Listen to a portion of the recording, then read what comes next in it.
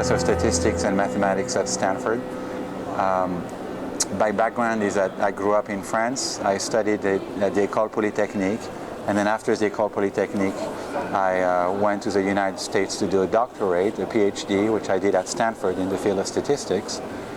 And then since the PhD, I stayed there as a professor at Stanford first, and then at the California Institute of Technology. And now I'm back at Stanford where I did my studies. I work in mathematics, applied mathematics really, and statistics. And a lot of my work tries to connect mathematical ideas with real applications.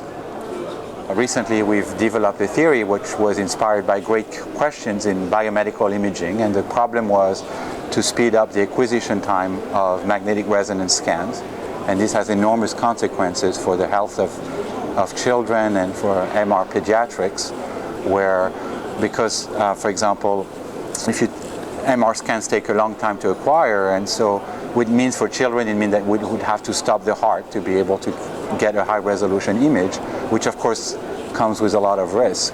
But somehow if you could devise a technique that would reduce the scan time, then you could actually get very clear images and would lead to medical diagnostic without having to inject heavy dose of anesthetics into children. And so you need to find a technique to speed up the acquisition time.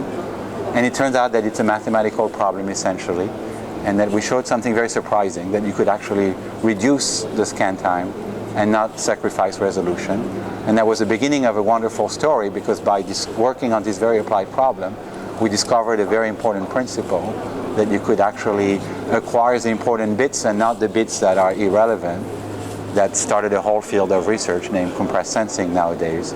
And what's interesting is that this initial discovery now has implication for digital cameras, microscopy, integrated circuits, seismics.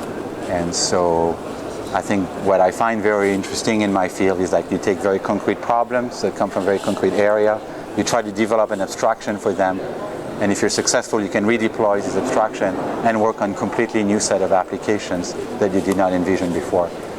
And so right now we have developed a theory that says that we can essentially acquire and compress data simultaneously, which is something that people thought was not possible at all. And that generates a lot of interest and enthusiasm.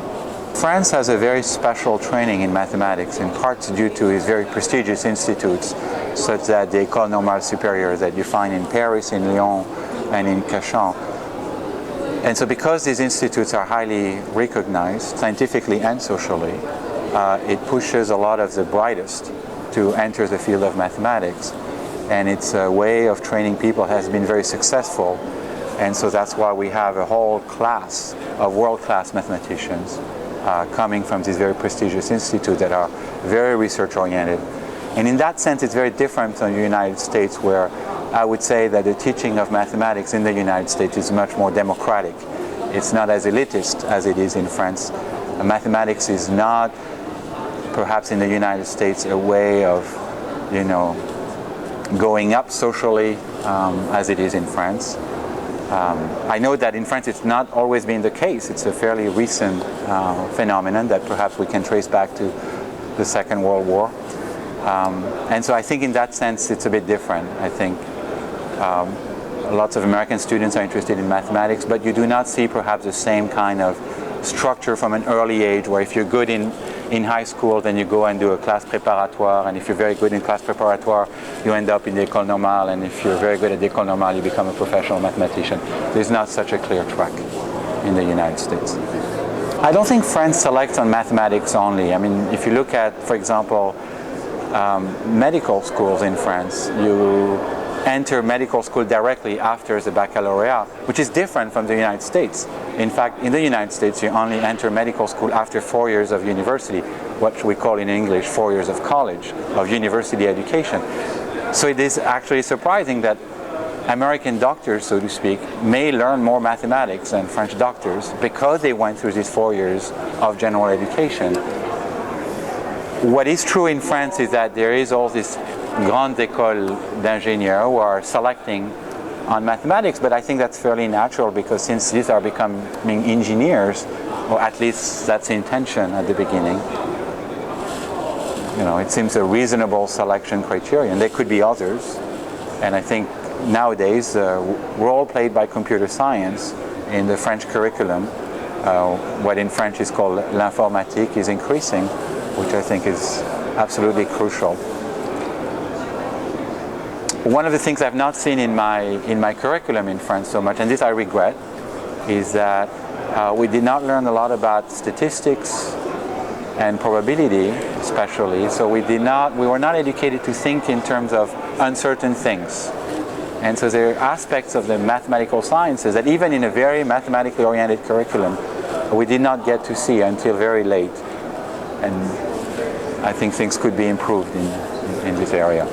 You need to have a system in which scientific research is recognized as being of national importance, and I think that trumps everything else.